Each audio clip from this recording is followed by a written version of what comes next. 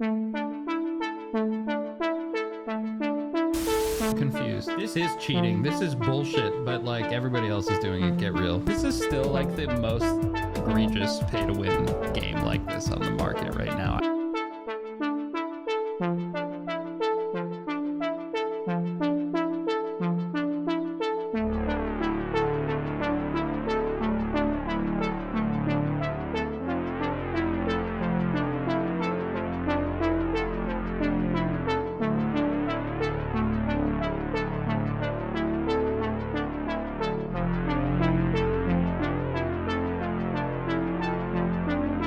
Hey, apparently Arena's broken. Let's talk about it.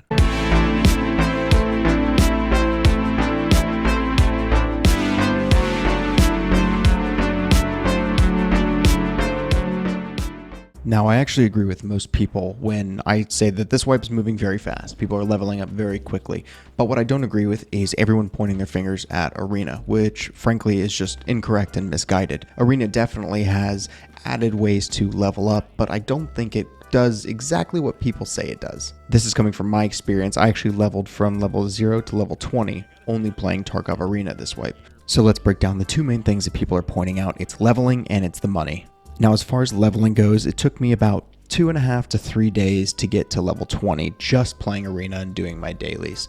That's definitely longer than it takes me normally when I just progress in the main game.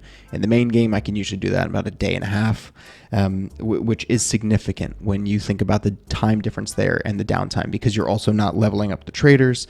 You're not getting all of the hideout items as you're going through and looting and whatnot. And now, while some stats were higher than they usually are, just like stress resistance, vitality from being shot in Arena, overall I was behind comparing myself to myself in previous wipes. Now, some of those creators were saying that Arena leveling is broken and it's letting people level too quickly, and that's just false. Early on in the wipe, or early on in the game, I guess, 10 to 20k XP is huge, right? That pushes you from like 0 to 6 if you get one of those.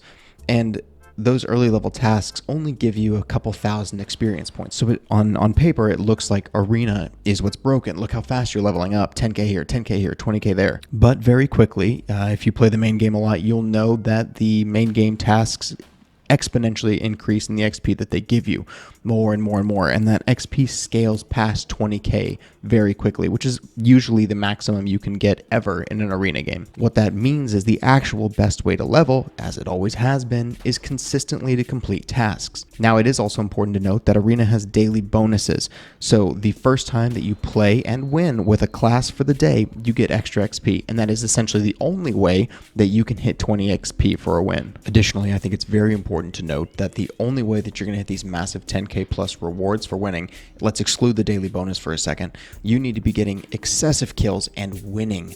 If you lose, you get significantly less experience points. I believe that streamers feel Arena is too easy to level because they have thousands of hours in the game, and they might even have other streamers on their team 5-stacking lobbies, which allows them to stomp. Arena has notoriously bad matchmaking. I do not believe that it's reasonable to assume that the average player is going to consistently drop 20 kills in every single match and win every single match. When you have thousands of hours in a game and the experience to exploit the game knowledge that you have, I feel like it is ludicrous and just disingenuous to assume that every other player in the game is going to play and be as successful as you are. So to put everyone up to your standard and say, hey, everybody is always winning and is always stacking and is always getting 28k XP, and that's why the game is broken. When in reality, it might just be you need to go outside a little bit. Let's talk about the other hot topic, money. Oh, Tarkov's all about money. The rubles. How much do you have? Streamer, why rubles so low? Streamer, how you get so many rubles? Blah, blah, blah. Arena allows you to transfer 1.5 million rubles per day from day one of wipe. Some streamers have argued that this breaks the economy, and it's what's causing the massive inflation this wipe, with many items costing tenfold what they have in previous wipes. Now, if you decide to do no critical thinking whatsoever, then yes, this is the easy answer. It's Arena, 1.5 mil per day. That's breaking the game. Now, if you are predisposed to dislike the Arena linkage, it's also easy to point the finger and say, yep, that 1.5 mil, that's what's doing it. But I think it's more important to think about how long do you think it actually takes to earn that 1.5 mil in Arena? What other game activities can you do to earn that money in the main game? I'll walk through an example of me completing my dailies, how long it took, etc. a little bit later. But let's talk about one other little change that happened this wipe. The removal of Found and Raid and global limits for traders. Yeah, man. Hold out, Rick, man. Hold out. Trader flipping. It's incredibly easy for players like myself and anyone else who levels up quickly. Now, similar to Pestilli, I also have a list of items that I purchase from the traders on restock. This is gunsmith tasks, higher end ammo, etc. And I resell them on the Flea for a significant markup to lower level players. Probably like you. People like you. I sell to you. You fund me. Me make money off you. Poor. And by spending a few million rubles at reset, I easily double my investment while skyrocketing my Flea rep. It's basically a money glitch for high-level players like me, all funded by people like you. And that's not okay. Here's an example. I'm going to use one. It does not make as much money as some of my others, but I'm not showing that list. Find it yourself. I purchased the max quantity of the MP7 40 round mags, about 14 of them. Cost me about 170,000 rubles. The listing fee was 14k, and they sold and made about 265,000 rubles. That means I made 81k profit. And remember, this is just one item from restock. I sell up to 30 different items, and this is a very small margin where some of my margins have upwards of 60k in profit per item. If you multiply that out, if I'm spending millions of rubles and then getting tens of millions back, it's an infinite money glitch. This is stupid. You shouldn't be able to purchase things from the traders and then immediately resell them on the Flea. Similar to Found and Raid, we should just slap a label and say purchase from traders, and those items are ineligible to be sold on the Flea. And as far as money goes, we also have to consider how easy it is to just run a scav on streets, or my personal favorite spot, Shoreline Camp. I'm all jokes aside, if you have not run your scav here, I'm sorry, but you're missing out. This bad boy, money printer. We've all heard the stories of the people who sit at home doing their jobs and then run their scavs every time they're up, maybe on their lunch break. They even take their headphones off because there's no risk. Who cares, right? It's just a scav. But people run their scavs non-stop with no risk, just making money on all these just loot pools at the very beginning. It makes infinitely more money than 1.5 mil. I can make more money in a 15-minute scav raid than I can from the 2-hour grind on Arena to make that 1.5 mil. It is silly to do that comparison and say, you know, Arena bad because you're playing that game, but scaving equally good. Well, everyone, we solved it. Surely there isn't anything else in the game that's an infinite money printer that makes more than 1.5.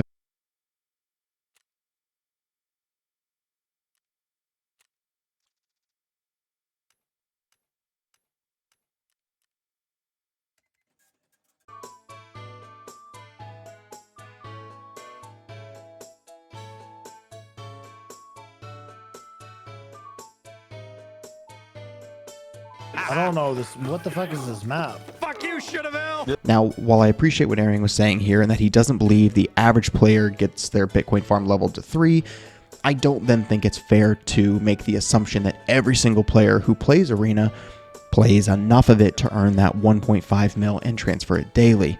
Let's walk through an example of my dailies and what I got and how long it took. These dailies that I had required that I win 2 Last Hero, 2 separate Blast Gang, and then 1 Blast Gang could overlap, which means I'm playing at minimum 4 matches of Arena. I started at 9:55 p.m. This took me till about late 10:30, almost midnight, and somewhere in that ballpark, so almost 2 hours. The rewards specifically were about 500k rubles and 60k experience. There is the big thing to note here that I won all of these matches, and you can see this. I'll put up what it actually took, whatever. But that is making the assumption too that every single player who plays this is going to win. To take me, it took me 2 hours. How long is it going to take you to do the same thing? Winning 2 Last Hero, winning 2 Blast Gangs and whatnot. If you are not consistently dropping these kind of scores, you are not going to reap the benefits that Arena gives you.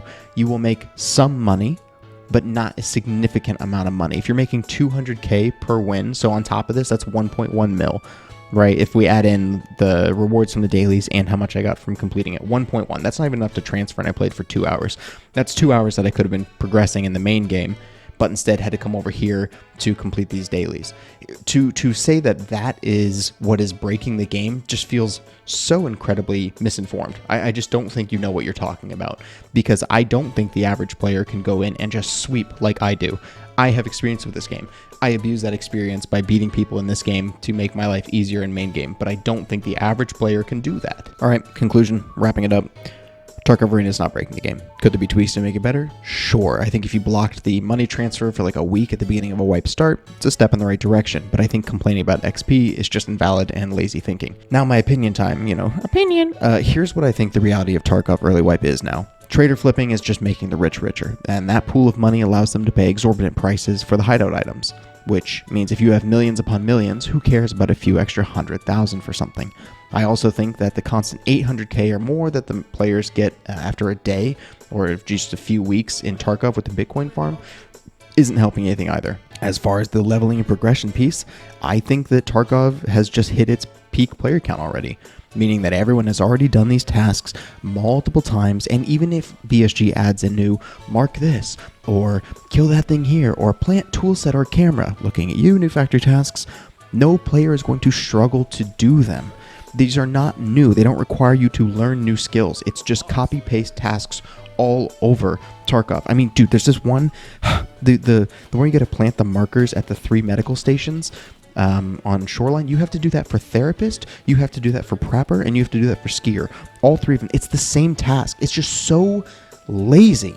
And they all give you extra XP for doing it. Stupid. I think it's just stupid. They're terrible at designing tasks. I feel like a lot of people just struggle to come to terms with the reality that Tarkov is learned.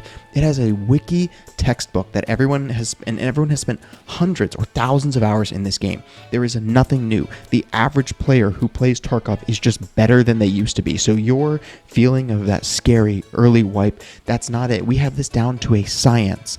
I go here, I inspect 3 items, then I can go to wood, so unlike Jaeger, to do this. Then mechanical, give me 3 gunsmith. That could be, we just know it at this point.